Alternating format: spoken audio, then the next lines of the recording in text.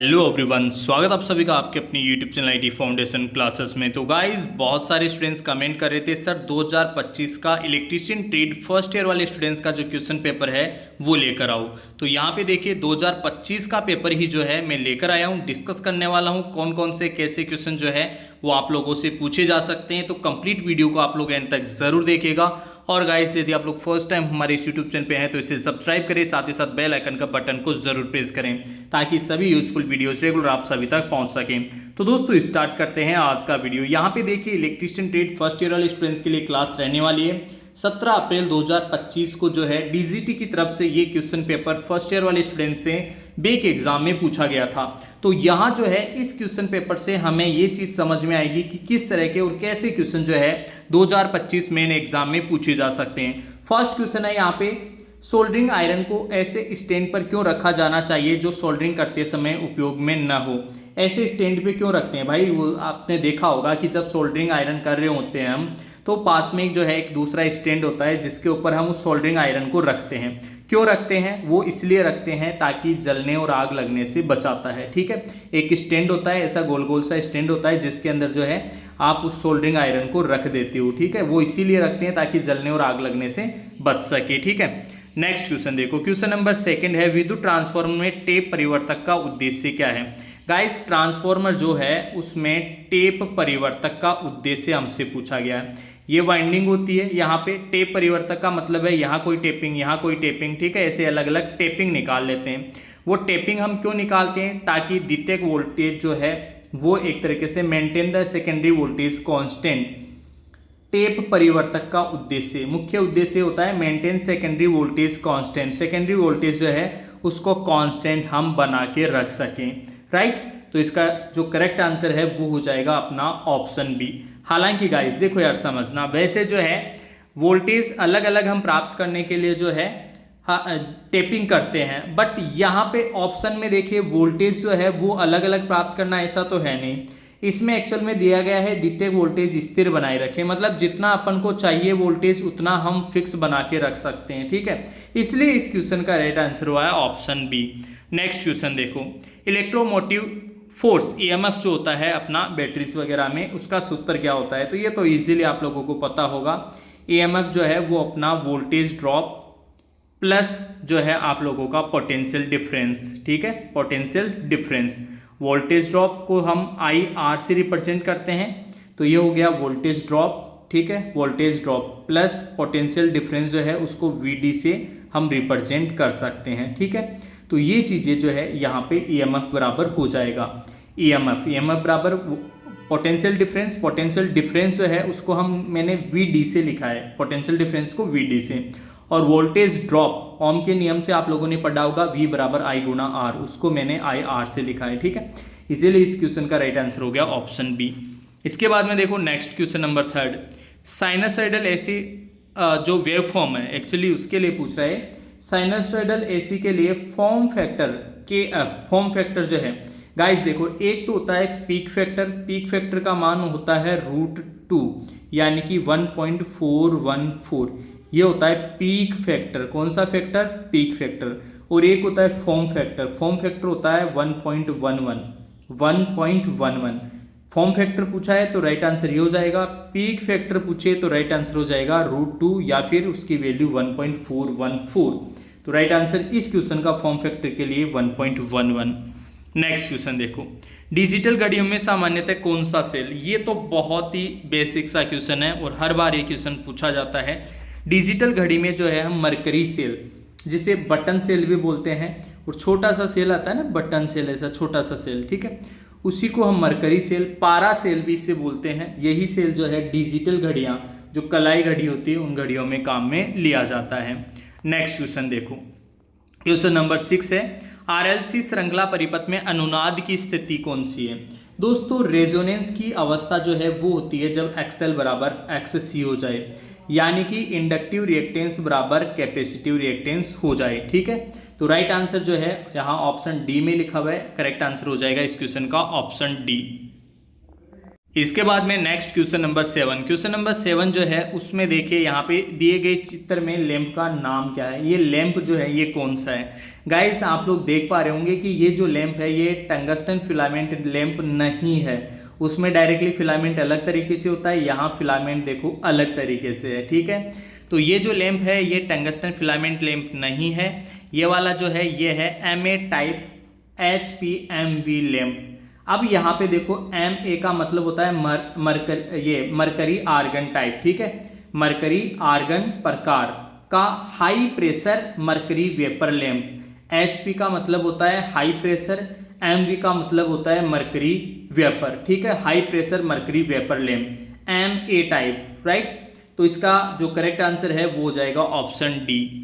Next question देखो, question number 8 जो है उसमें पूछा गया है, ये बहुत ईजी सा क्वेश्चन हो गया। 3 फेज प्रणाली में 2 फेजों के बीच में, ये 3 फेज प्रणाली है कि नहीं, 2 फेजों के बीच में जो है 120 डिग्री का फेज डिफरेंस होता है। फेज एंगल जो है वो कितना होता है 120 डिग्री। करेक्ट आंसर हो गया ऑप्शन बी। इसके बाद में देखो दोस्तों नेक्स्ट क्वेश्चन है, विद्युत परिपथ में चालकता के लिए चुंबकीय परिपथ में समान शब्द क्या है।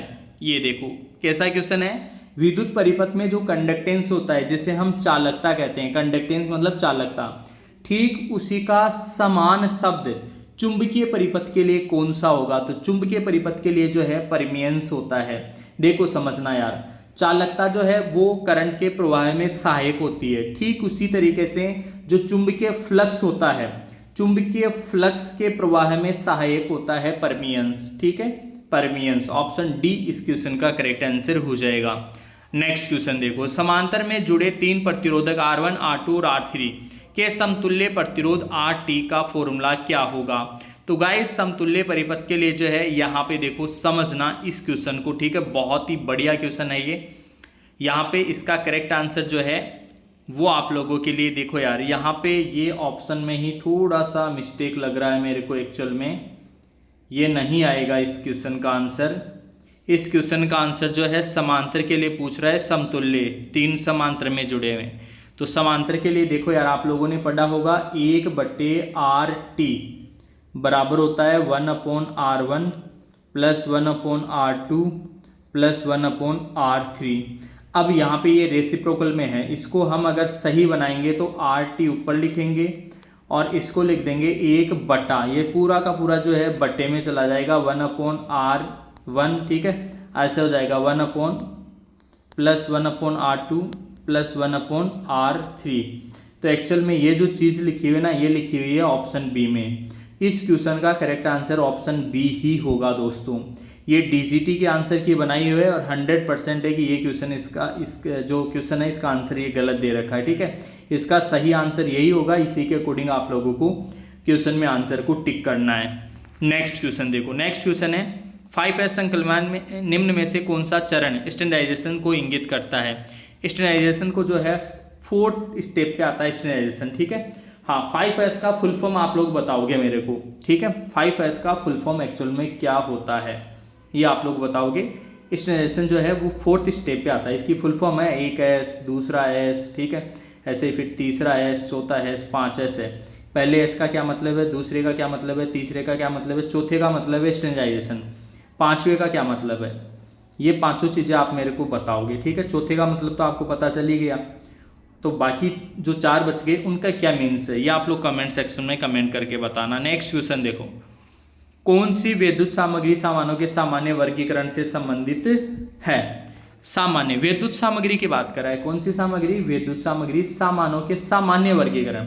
देखो फ्यूज जो है ना वो सुरक्षा युक्ति है, इंटरमीडिएट स्विच ये कंट्रोलिंग युक्ति है, पेंडेंट लैंप होल्डर ये होल्डिंग डिवाइस है। सामान्य जनरल जो है वो है सीलिंग रोज। सामान्य में कौन से आएंगे, सीलिंग रोज जो है वो सामान्य सामग्री में आएगा। ऑप्शन सी इसका करेक्ट आंसर हो जाएगा।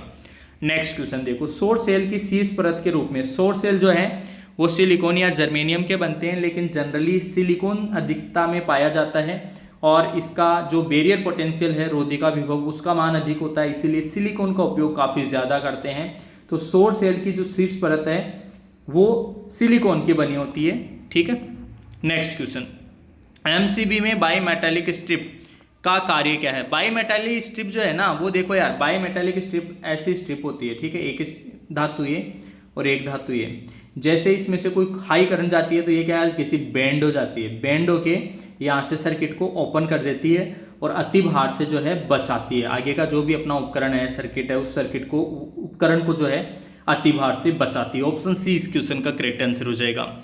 इसके बाद में देखो यार नेक्स्ट क्वेश्चन जो है, दोषमय सर्किट को बाधित करने के लिए फ्यूज द्वारा लिया गया समय। फ्यूज द्वारा जो लिया गया समय है वो कट ऑफ गुणांक कहलाता है, कट ऑफ फैक्टर। ये तो आपको डायरेक्टली याद रखना है गाइस। फ्यूज द्वारा लिया गया समय दोष में सर्किट को बाधित करने के लिए, ठीक है, फ्यूज द्वारा जितना समय लिया जाता है उस समय को हम कट ऑफ फैक्टर बोलते हैं। कट ऑफ, क्या कौन सा फैक्टर बोलेंगे, कट ऑफ फैक्टर, ठीक है। नेक्स्ट क्वेश्चन नंबर 16 जो है उसमें दे रखा है, भू प्रतिरोध का मान कम करने के लिए किस विधि का प्रयोग किया जाता है। भू प्रतिरोध का मान कम करने के लिए कौन सी विधि का, गड्ढे में, मिट्टी के गड्ढे में समय समय पर पानी डालते हैं, ये तो आपको पता है यार। जो भू प्रतिरोध है यानी अर्थिंग जो है, उस अर्थिंग में अगर हमें प्रतिरोध के मान को कम करना है तो समय समय पे जो है उसमें हम पानी डालते रहते हैं, इसका राइट आंसर हो जाएगा। श्रृंखला में जोड़ना बिल्कुल नहीं, अर्थ इलेक्ट्रो आकार कम करके ये भी गलत है, अर्थ इलेक्ट्रो की गहराई को कम करके, तीनों ऑप्शन ही ऑपोजिट है, इनसे प्रतिरोध कम नहीं होगा, प्रतिरोध बढ़ हो जाएगा वापस, ठीक है। तो इसका करेक्ट आंसर जो है ऑप्शन ए इसका करेक्ट आंसर हो जाएगा। नेक्स्ट क्वेश्चन है, यदि एक स्टैंडर्ड कंडक्टर को 4/1.40 के रूप में नामित किया जाता है। देखो समझना यार, ये बहुत ही अच्छा क्वेश्चन है। कोई स्टैंडर्ड कंडक्टर का मतलब होता है बहुत सारे तार जो है वो आपस में ऐंठ कर बनाए जाते हैं, ठीक है। बहुत सारे जैसे तार हैं, उन तारों को आपस में ऐंठ कर, आपस में ऐसे लपेट कर जो है एक तार बनाते हैं, उसको स्टैंडर्ड कंडक्टर बोलते हैं, ठीक है। उसको हम इस तरीके से रिप्रेजेंट कर रहे हैं, दर्शा रहे हैं। तो संख्या 1.40 क्या दर्शाती है। 1.40 देखो समझना, यहाँ 7 का मतलब होता है कि उसमें टोटल 7 तार हैं। ऐसे तार जो हैं वो कितने हैं, 7 है, 7 तार। और 1.40 जो है वो प्रत्येक कंडक्टर का व्यास कहलाता है। 1.40 जो है वो जो है इसमें जितने भी तार हैं, 7 तार, इस 7 में से प्रत्येक तार का व्यास है, मोटाई है उसका व्यास, ठीक है। तो 1.40 जो है वो प्रत्येक कंडक्टर का व्यास है, और 7 क्या होता है, उसमें टोटल जो चालक हैं उनका जो संख्या है, उनकी संख्या, टोटल 7 चालक हैं और 7 जो तार हैं ऐठे हुए, प्रत्येक तार की मोटाई जो है 1.47 जो है, प्रत्येक तार का व्यास इतना होता है। तो राइट आंसर हो गया ऑप्शन सी। नेक्स्ट क्वेश्चन है, सूत्र M बराबर ZIT में Z क्या है। तो ये देखो यार, ये आपने फेराडे के विद्युत विश्लेषण के 2 नियम पढ़े होंगे। उसमें पहला नियम ये होता है M बराबर ZIT, M बराबर ZIT। T तो यहाँ समय है, I यहाँ पे करंट है, M जो है वो द्रव्यमान है, जो भी जमा या मुक्त हुआ पदार्थ है उसका द्रव्यमान, मास जिसे कहते हैं वो है। Z क्या है, यहाँ पे Z जो है ना वो है आपका विद्युत अपघट्य का इलेक्ट्रोकेमिकल इक्विवेलेंट, ठीक है, विद्युत रासायनिक तुल्यांक, विद्युत रासायनिक तुल्यांक ECE, इलेक्ट्रोकेमिकल इक्विवेलेंट कहलाता है ये। और इसे हम विद्युत रासायनिक तुल्यांक कहते हैं। विद्युत अपघट्य जो होगा, तरल पदार्थ जिसमें इलेक्ट्रोड डूबे रहते हैं, उस जो इलेक्ट्रोलाइट है उसका EC यानी विद्युत रासायनिक तुल्यांक, इलेक्ट्रोकेमिकल इक्विवेलेंट, ठीक है। ऑप्शन ए इस क्वेश्चन का करेक्ट आंसर होगा। नेक्स्ट क्वेश्चन नंबर 19, संतुलित और असंतुलित दोनों भारों के लिए कौन सी शक्ति माप विधि का उपयोग किया जाता है। बैलेंस हो या अनबैलेंस हो, देखो समझना, यहाँ पे 2 वाट मीटर विधि जो है वो एप्लीकेबल होगी। अगर असंतुलित है तो वहां पे 3 वाट मीटर विधि काम में लेते हैं। अगर पूरा लोड संतुलित है तो वहां पे सिंगल वाट मीटर विधि जो है वो उपयुक्त तो रहेगी। संतुलित और असंतुलित दोनों ही केस में 2 वाट मीटर विधि जो है वो उपयुक्त होती है। ऑप्शन सी इस क्वेश्चन का करेक्ट आंसर होगा। नेक्स्ट क्वेश्चन है, उस संधारित्र का धारिता मान क्या है जिसे 35 वोल्ट तक चार्ज किया जाता है और 0.5 कूलाम की आवश्यकता है। गाइस आपको पता होगा Q बराबर होता है CV, तो धारिता मान पूछा है C बराबर Q/V। अब देखो Q का आंसर, Q जो है वो दे रखा है 0.5 और बट्टे में है 35, ठीक है। तो यहाँ पे 35 जो है उससे अगर हम इसको डिवाइड करेंगे तो गाइस ये आ जाएगा अपना 0.014, ठीक है, 0.014 फेरेड।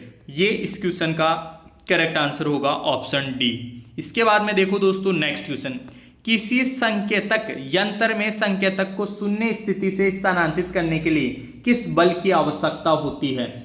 शून्य स्थिति से स्थानांतरित करने के लिए कोई भी संकेतक यंत्र है, संकेतक मतलब होता है सुई वाला, ठीक है। सुई वाले यंत्र में यहाँ पे जो है एक कंट्रोलिंग स्प्रिंग लगी होती है और इसमें मूवमेंट के लिए जो है एक कुंडली लगी होती है, उस कुंडली में हम करंट बहाते हैं।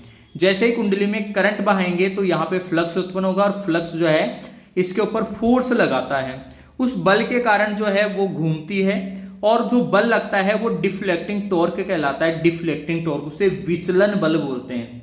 ये बोल रहा है ना शून्य स्थिति से, ये 0 पे था, मान लो शून्य स्थिति से इधर 1 2 ऐसा है इसका स्केल, तो इसे मूव करना है, यहाँ से किसका ना इसको, तो विचलन, उसको बोलते हैं डिफ्लेक्टिंग टॉर्क। डिफ्लेक्टिंग टॉर्क होता है, डिफ्लेक्टिंग फोर्स बोल दो, तो डिफ्लेक्टिंग फोर्स जो है इसका करेक्ट आंसर हो जाएगा। इसके बाद में देखो दोस्तों नेक्स्ट क्वेश्चन है 90 वर्ग में 312, ये देखो यार 3.5, ये थोड़ा सा यहाँ पे देखने में आप लोगों को कंफ्यूज कर रहा होगा। एक्चुअल में 3.5 कोर केबल की बात कर रहा है। कोर यूजी के न्यूट्रल कोर का आकार क्या है? इस कोर का जो आकार होगा वो होगा हाफ, का मतलब है 45 स्क्वायर मीटर। 90 था लेकिन ये हाफ, न्यूट्रल का ही हाफ होता है। RYB का तो ये होता है, RYB जो है वो तो पूरे रहते हैं RYB, ठीक है, वो तो 90 90 90 के रहेंगे। और हाफ रहेगा किसका? न्यूट्रल का। जो न्यूट्रल है उसका आधा ही रहता है, जो एक्चुअल में फेज की जो मोटाई होती है उसका आधा न्यूट्रल का आकार रहता है। और तो कितना हो गया? आधा 45। 90 का हाफ जो है वो हो गया 45 स्क्वायर mm, ठीक है। राइट आंसर हो गया ऑप्शन डी। नेक्स्ट क्वेश्चन है चित्र में दिखाए गए फाइल का नाम क्या है? यहाँ पे ये जो फाइल है गाइस, ये तो देखने से पता चल रहा है रास्प कट फाइल है। कौन सा फाइल है?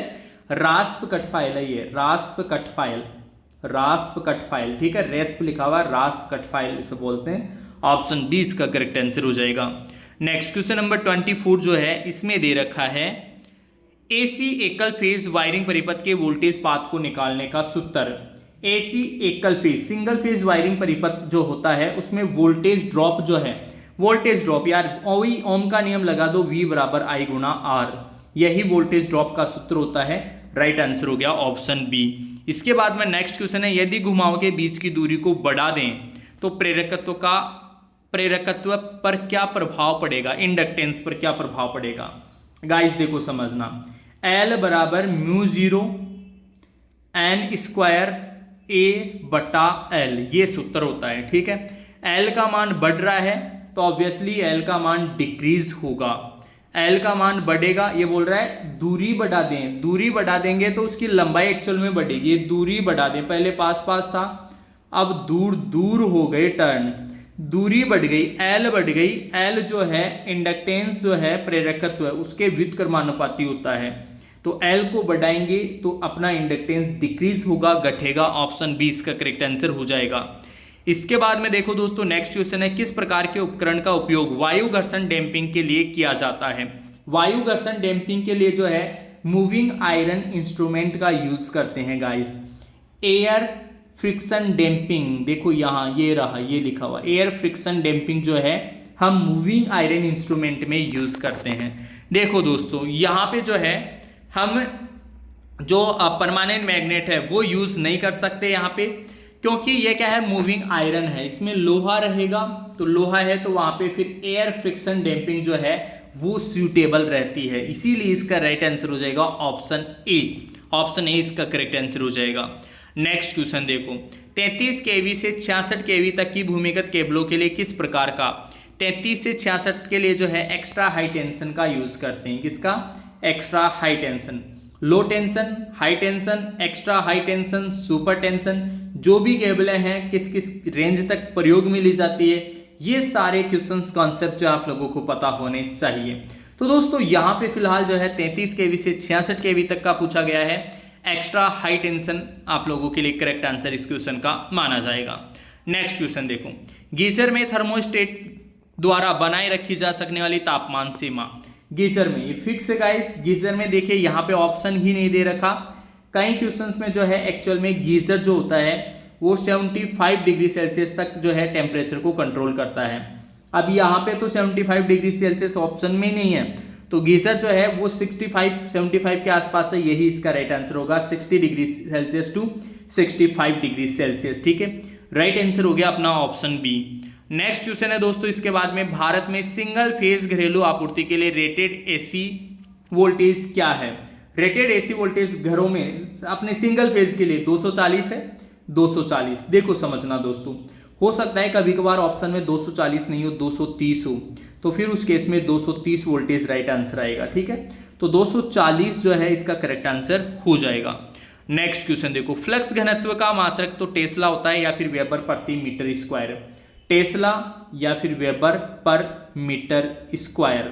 अब ऐसा ही बोला है तो ऐसा ही में टेस्ला ही आएगा, समझो बात को। ठीक है, ऐसा ही मात्रक पूछे तो फिर टेस्ला फिक्स हो गया, टेस्ला राइट आंसर हो गया option b. Next question, question number 31, electric bells पर कौन सा विद्युत प्रभाव कार्य करता है। इलेक्ट्रिक बेल्स में तो मैग्नेटिक चुंबकीय प्रभाव काम करता है, ये तो पता ही है। इलेक्ट्रिक बेल्स मतलब विद्युत घंटी, विद्युत घंटी के अंतर्गत जो है चुंबकीय प्रभाव कार्य करता है, ऑप्शन 20 का राइट आंसर हो गया। नेक्स्ट क्वेश्चन, आगत बिजली आपूर्ति में प्रदान किए गए फ्यूज कट का उद्देश्य क्या है। आगत बिजली आपूर्ति में प्रदान किए गए फ्यूज कट का उद्देश्य, फ्यूज कट का उद्देश्य क्या है। फ्यूज क्या करता है, यह सुनिश्चित करता है कि लाइन अतिवार नहीं है। फ्यूज तो अतिवार से ही तो बचाता है, तो राइट आंसर हो गया option D. Next question number 33, एक आदर्श ट्रांसफार्मर में प्राथमिक वोल्टेज E1 V1 द्वितीयक वोल्टेज के बीच संबंध क्या है। दोस्तों E1 V1 दोनों के बीच में संबंध क्या है, दोनों के बीच में संबंध ये होता है आदर्श आइडियल ट्रांसफार्मर के लिए। आइडियल आदर्श ट्रांसफार्मर में क्या होता है, जितना E1 होगा उतना ही V1 होगा, जितना E2 होगा उतना ही V2 होगा, क्योंकि आदर्श ट्रांसफार्मर में किसी प्रकार का कोई दोष नहीं होता। ऑप्शन सी जो है इस क्वेश्चन का करेक्ट आंसर हो जाएगा, ऑप्शन सी इस क्वेश्चन का सही उत्तर हो जाएगा। ठीक है, नेक्स्ट क्वेश्चन देखो दोस्तों, टंगस्टन फिलामेंट वैक्यूम लैंप का कार्यकारी। टंगस्टन फिलामेंट लैंप जो होता है ना, लैंप टंगस्टन वैक्यूम लैंप, ठीक है, उसका कार्यकारी तापमान ये फिक्स है। टेम्परेचर कितना होता है, टंगस्टन फिलामेंट वाला जो लैंप होता है, यहाँ पे आपको पता है टंगस्टन फिलामेंट, तो ये कितने टेम्परेचर तक गर्म करता है। इसका कार्यकारी जब ये जल रहा होता है तो कितना टेम्परेचर होता है, 2300 डिग्री सेल्सियस। कितना होगा, 2300। गाइस 2300 यहाँ बल्ब कवरिंग का नहीं, अंदर वाला जो फिलामेंट है ना, फिलामेंट, उस फिलामेंट का टेम्परेचर पूछ रहा है ये, और इस फिलामेंट का तापमान जो है 2300 डिग्री सेल्सियस होता है, राइट। नेक्स्ट क्वेश्चन देखो, चित्र में दर्शाए अनुसार वायरिंग का प्रकार क्या है। ये जो वायरिंग है यहाँ पे बनी हुई है, इसका एक तरीके से डायग्राम यहाँ पे बना हुआ है, और इस वायरिंग को हम क्या कहेंगे ये आप लोगों को ऑप्शन से बताना है। तो ये तो आपको पता है यार, जो है क्लीट वायरिंग है। ये ऊपर देखो यार, कुछ कुछ डिस्टेंस पे क्लीट लगे हुए हैं, ठीक है, तो ये क्लीट वायरिंग है, टेम्परेरी वाइंडिंग होती है, वायरिंग होती है जो ऊपर सतह के ऊपर ही की जाती है, और क्लीट वायरिंग ये कहलाती है। ऑप्शन डी इसका करेक्ट आंसर हो जाएगा। क्वेश्चन नंबर 36, प्रत्यावर्ती चुंबकीय क्षेत्र में रखे गए आसपास के धातु पर क्या प्रभाव पड़ता है। कोई भी प्रत्यावर्ती चुंबकीय क्षेत्र है, मतलब मैग्नेटिक फ्लक्स है, कोई भी मैग्नेटिक फ्लक्स है, मैग्नेटिक फ्लक्स आसपास धातु पर रखा है, धातु है, कोई लोहा है, लोहे का टुकड़ा है, तो इस टुकड़े के ऊपर क्या प्रभाव पड़ेगा, इसमें भंवर धाराएं उत्पन्न हो जाएगी। क्या हो जाएगी, भंवर धाराएं उत्पन्न हो जाएगी, एडी करंट। जब फ्लक्स इसको काटेगा तो फेराडे के विद्युत चुंबकीय प्रेरण के नियम से इसमें ईएमएफ उत्पन्न होगा। अब ईएमएफ उत्पन्न होगा तो ये क्या है, धातु का टुकड़ा है, यानी कि चालक है। इस चालक है, ये चालक है, इसलिए इस ईएमएफ के कारण इसके अंदर ही अंदर जो है चक्राकार धाराएं उत्पन्न हो जाती है, चक्राकार धाराएं उत्पन्न हो जाती है। उन धाराओं को हम भंवर धारा कहते हैं। क्या कहते हैं दोस्तों, भंवर धाराएं, एडी करंट हम कहते हैं। ऑप्शन ए इस क्वेश्चन का करेक्ट आंसर हो जाएगा। नेक्स्ट क्वेश्चन है, चित्र में दर्शाए अनुसार आवर्ती मीटर किस प्रकार का है। ये जो आवर्ती मीटर है दोस्तों, ये किस प्रकार का है, ये यांत्रिक मैकेनिकल रेजोनेंस टाइम है। मैकेनिकल इसलिए बोला गया है क्योंकि इसमें ये जो यहाँ पे ये जो पत्तियां है ना, ये पत्तियां क्या करती है, ऊपर नीचे होती है, ऊपर नीचे वाइब्रेशन होता है, इनमें कंपन होता है, कंपन हो रहा है, मतलब एक तरीके से मोशन हो रहा है, मूवमेंट हो रहा है, और जो मूवमेंट हो रहा है वो एक तरीके से यांत्रिक ऊर्जा है। तो यांत्रिक अनुनाद, यांत्रिक रेजोनेंस टाइप का है ये। कौन सा है, यांत्रिक रेजोनेंस। ऑप्शन है इस क्वेश्चन का करेक्ट आंसर हो जाएगा। नेक्स्ट क्वेश्चन देखो, 100 kVA तक के वितरण ट्रांसफार्मर के लिए शीतलन विधि कौन सी उपयोग में लेते हैं। अलग अलग जो रेटिंग वाले ट्रांसफार्मर होते हैं उनके लिए अलग अलग जो है कूलिंग मेथड हम प्रयोग करते हैं। 100 kVA के लिए पूछा गया है यहाँ पे, तो 100 kVA जो है वो एक नॉर्मल सा ट्रांसफार्मर होता है, और प्राकृतिक वायु शीतलन विधि जो है इसके लिए इंप्लीमेंट की जाती है, लागू की जाती है, नेचुरल वायु कूलिंग, ठीक है, नेचुरल वायु जो है कूलिंग मेथड इसके लिए हम उपयोग करते हैं। ऑप्शन ए इसका राइट आंसर हो जाएगा। इसके बाद में देखो दोस्तों, वर्कशॉप कैलकुलेशन साइंस जो है उसके 6 क्वेश्चन जो आपसे पूछे जाएंगे वो भी यहाँ पे मैं डिस्कस कर रहा हूँ। तो फर्स्ट क्वेश्चन देखो, इनमें से मूलभूत इकाइयाँ कौन सी है। दोस्तों टोटल मूलभूत इकाइयां जो फंडामेंटल यूनिट्स जिसे हम बोलते हैं वो 7 होती है, ठीक है। 7 में से एक तो मास है, द्रव्यमान है, लंबाई है, समय है, इसके अलावा 4 और कौन कौन सी आप लोग कमेंट करके बताना, ठीक है। तो यहाँ पे इस क्वेश्चन का फिलहाल राइट आंसर हो जाएगा ऑप्शन ए। टोटल होती है 7 कौन कौन सी है, 3 यहाँ पे मैंने बताया, यहाँ पे दे रखा है, 4 और कौन कौन सी बच गई। आप लोगों ने साल भर में कितना क्या पढ़ा आप लोग कमेंट करके बताना, ताकि मेरे को भी पता चल सके कि हाँ यार वास्तव में 7 फंडामेंटल जो मूलभूत इकाइयां हैं वो आप लोगों ने पढ़ी है या फिर नहीं। नेक्स्ट क्वेश्चन देखो, what is the SI unit of heat, उष्मा का एसआई इकाई जो है, एसआई मात्रक उष्मा का जूल होता है भाई। ये तो आप 7th 8th क्लास में जो साइंस का सब्जेक्ट है विज्ञान का उसमें पढ़े होंगे। उष्मा की एसआई इकाई जूल होती है, क्या होती है, जूल, ठीक है। नेक्स्ट क्वेश्चन देखो, 0.456 दशमलव भिन्न को प्रदर्शित करें। 0.456 दशमलव भिन्न को प्रदर्शित प्रतिशत में बदलिए, प्रतिशत में बदलना है। तो देखो यार प्रतिशत में बदलने के लिए सबसे पहले पॉइंट हटाएंगे और 456 पॉइंट हटेगा तो बटे में आएगा 1000, ठीक है, क्योंकि पॉइंट के बाद में 3 अंक है, पॉइंट के बाद में 3 अंक है तो पॉइंट हटेगा तो 1000 नीचे आएगा। प्रतिशत में बदलने के लिए अब इसको कर देंगे गुणा हम 100 से और ये हो गया प्रतिशत में चेंज। 2 जीरो से 2 जीरो कट गया, 10 का भाग देंगे 456 में तो यहाँ पॉइंट लग जाएगा, ठीक है, यानी कि 45.6 इस क्वेश्चन का राइट आंसर हो जाएगा परसेंट में, 45.6 ऑप्शन सी इस क्वेश्चन का करेक्ट आंसर हो जाएगा। नेक्स्ट क्वेश्चन है, फर्स्ट ऑर्डर लीवर के लिए कौन सा उदाहरण है। ये लेवर वाले क्वेश्चन तो हमेशा ही मैं बताता रहता हूं आप लोगों को। फर्स्ट ऑर्डर, सेकंड ऑर्डर और थर्ड ऑर्डर लीवर के दो एग्जांपल आप लोग याद रखना। फर्स्ट ऑर्डर लीवर जो है a pair of scissors, scissors मतलब कैंची, सीजर्स मतलब यहाँ पे है कैंची, कैंची जो है वो फर्स्ट ऑर्डर लीवर का उदाहरण है, कैंची, ठीक है, राइट आंसर हो गया ऑप्शन बी। नेक्स्ट क्वेश्चन है क्वेश्चन नंबर 5, वस्तु में निहित पदार्थ की मात्रा वो द्रव्यमान कहलाती है गाइस, मास।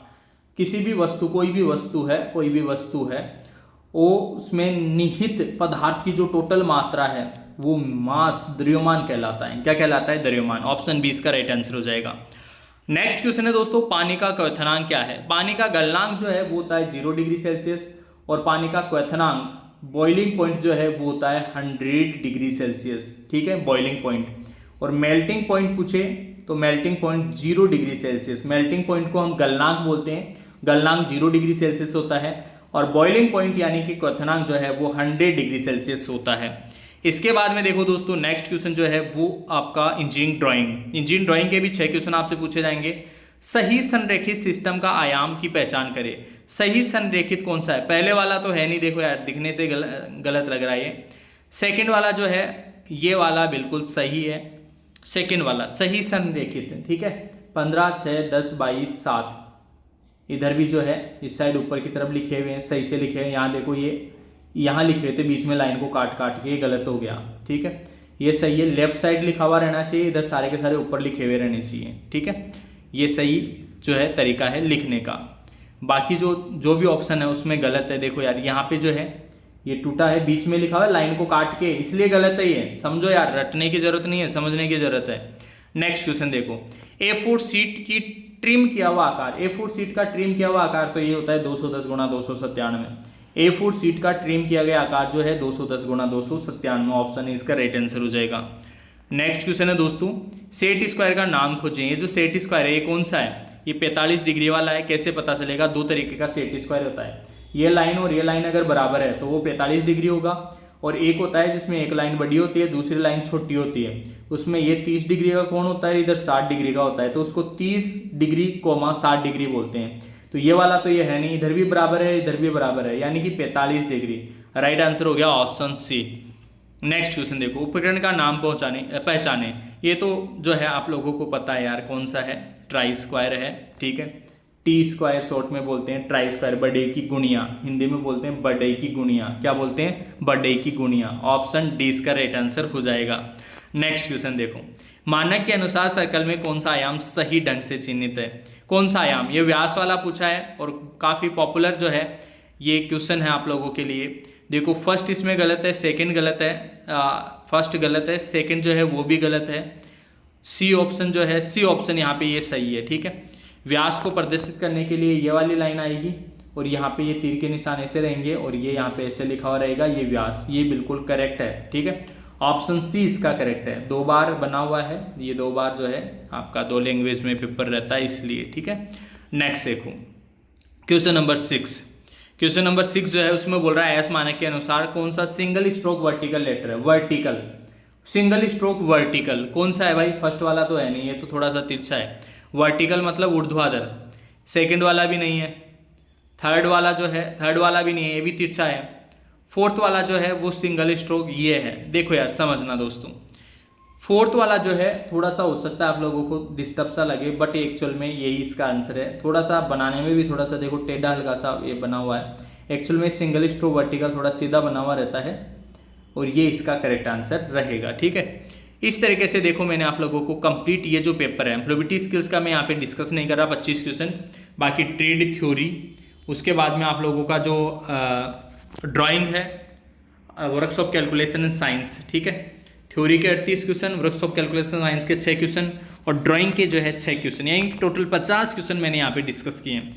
फर्स्ट ईयर वाले सभी स्टूडेंट जो भी एग्जाम देने वाले हैं बहुत ही ज़्यादा इंपॉर्टेंट है गाइज। इन सभी क्वेश्चन को आप 2-3 बार जरूर पढ़ के जाना, अच्छे से रिपीट करके जाना, ताकि कोई भी क्वेश्चन आप लोगों का गलत ना हो। तो दोस्तों फिलहाल आज के इस वीडियो में इतना ही, मिलेंगे आपसे नेक्स्ट वीडियो में, तब तक के लिए आप सभी को बहुत बहुत धन्यवाद।